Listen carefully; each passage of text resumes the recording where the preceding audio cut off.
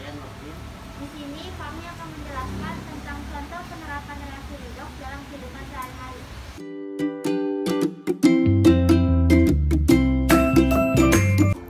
Pertama-tama, sebelum kita masuk ke penjelasan contoh penerapan reaksi redoks dalam kehidupan sehari-hari, kita perlu tahu dulu dong, apa itu reaksi redoks. Reaksi redoks adalah singkatan dari reaksi reduksi dan oksidasi yang berlangsung pada proses elektrokimia. Reduksi adalah reaksi yang mengalami penurunan bilangan oksidasi dan kenaikan elektron. Maka dapat dikatakan bahwa reduksi adalah reaksi di mana suatu zat kehilangan oksigen.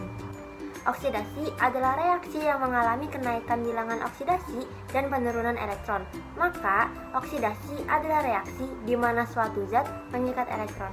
Setelah kita mengetahui tentang pengertian reaksi redoks, selanjutnya kita akan mencari tahu apa itu contoh reaksi redoks dalam kehidupan sehari-hari.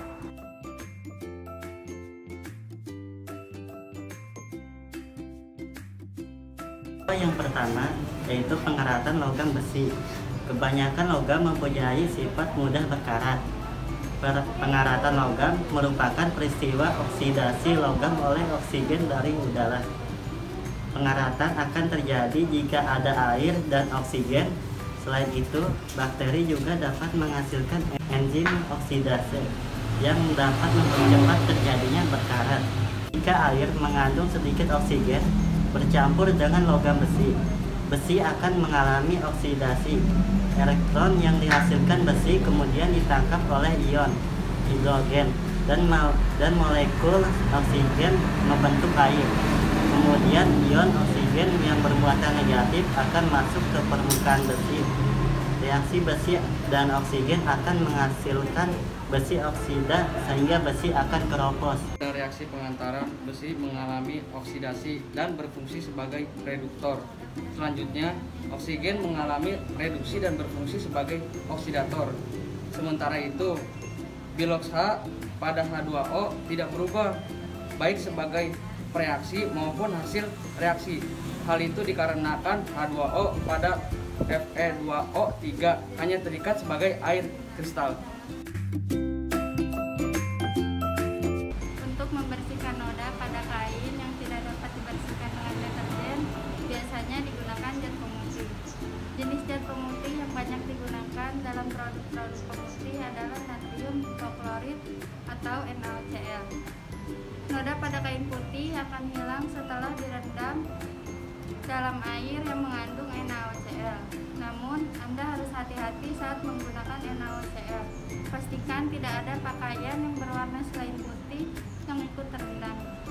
Jika ikut terendam, pakaian yang berwarna-warni itu akan pudar warnanya atau terbubuhi warna putih. Apakah yang menyebabkan NaOCl dapat memutihkan kain?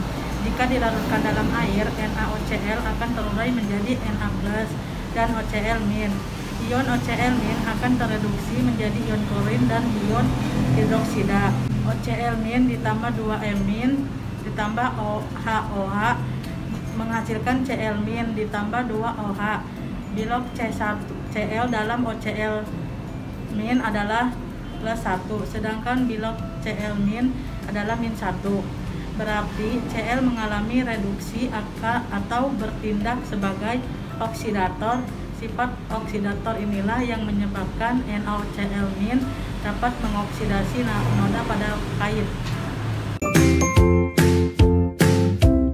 Fotosintesis adalah proses yang digunakan oleh tanaman dan organisme lain untuk mengubah energi cahaya, biasanya dari matahari, menjadi energi kimia yang dapat kemudian dibebaskan untuk bahan bakar aktivitas organisme. Energi kimia ini disimpan dalam molekul karbohidrat seperti gula yang disintesis dari karbon dioksida dan air. Kebanyakan kasus, oksigen juga dihasilkan sebagai produk limbahnya.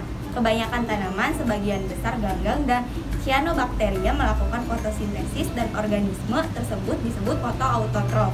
Fotosintesis mempertahankan kadar oksigen atmosfer dan memasuk semua senyawa organik dan sebagian besar energi yang diperlukan untuk kehidupan di bumi. Tanaman menggunakan reaksi kimia yang disebut fotosintesis bertujuan mengubah karbon dioksida dan air menjadi makanan glukosa dan oksigen.